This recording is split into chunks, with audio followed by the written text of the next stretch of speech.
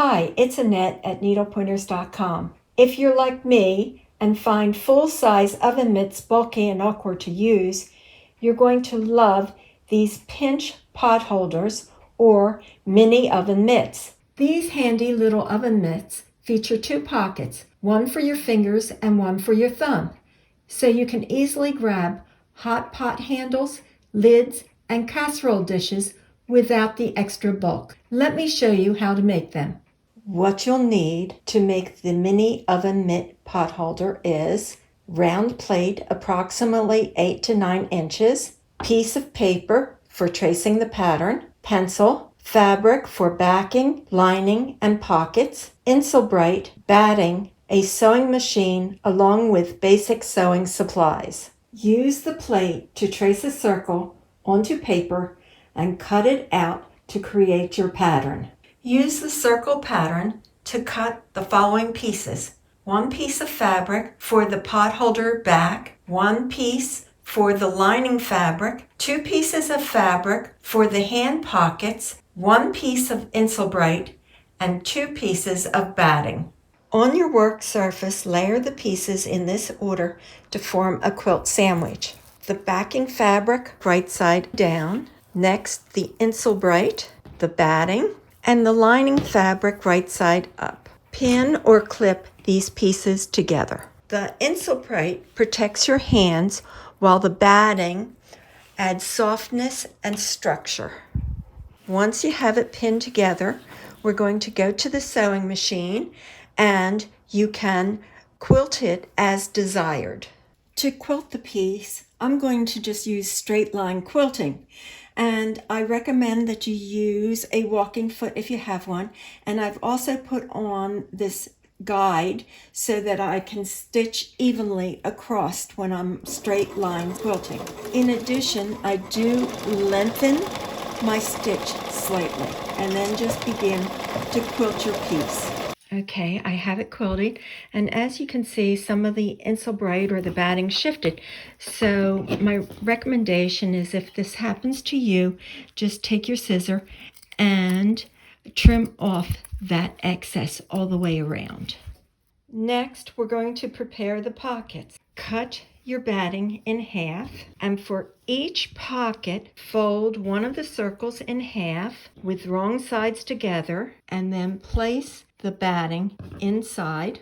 Then edge stitch along the folded straight edge to secure the batting in place. Repeat for the second pocket, and also if any of the batting extends beyond the fabric, just trim it away. This is going to be the back of my pot holder, and this is going to be the lining. So when it's finished, it's going to look like this, and then you can put your hands in there. And this will be the back. So what you need to do is turn the backing face up, place your two pockets on the top of that so that they meet in the middle. Then we're going to clip or pin them together all the way around. After you've done that, you're going to go to the sewing machine, and again, it's advisable to use a walking foot and use the edge of the walking foot as your guide and stitch all the way around the pot holder. Okay, it's stitched all the way around. Now we are going to trim the seam allowance close to the stitching. Now make sure that you don't cut into the stitching, just very close to it. Turn the oven mitt or pot holder right side out and gently push the edges out to form a smooth shape. Then go to the arm and press it flat, making sure that the two pockets are close together. As you can see, I put a couple of clips right where the two pieces meet just to make sure that they're held together. And the last step is you're going to use your walking foot again and the edge of it and stitch all the way around the oven mitt. When I was stitching around, when I got to the part where the two pockets meet.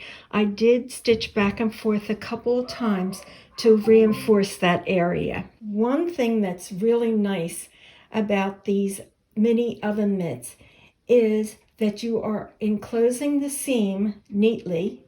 There's no raw edges and you don't need binding. Give your thing a final press and it's done. You've just learned how to make a cute and functional pinch pot holder.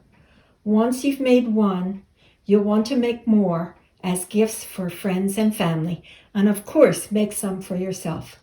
I hope you enjoyed learning how to do this.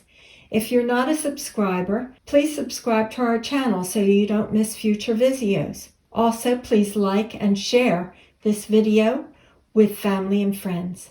Visit our website, needlepointers.com, for lots of other sewing tutorials and free projects. While you are there, sign up for our weekly newsletter, which informs about new craft projects and tutorials. Thanks for watching.